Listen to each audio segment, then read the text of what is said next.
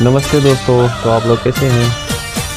सुबह हो चुका है तो आप लोग को मैं बाहर का व्यू दिखा रहा हूँ, अपने घर के बाहर का। अभी चलते हैं बाहर। तो हमारे पीछे ये देख रहे हैं, ये हमारे घर के बाहर जस्ट एकदम सामने हमारे घर के बाहर ये नींबू का पेड़ है, देख रहे हो आप लोग। ये नींबू है।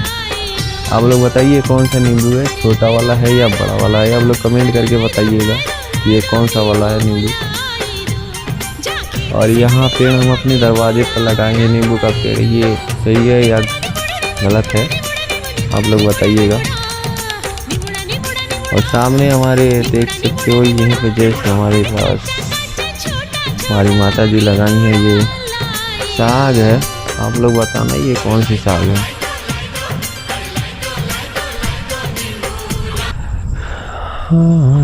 रे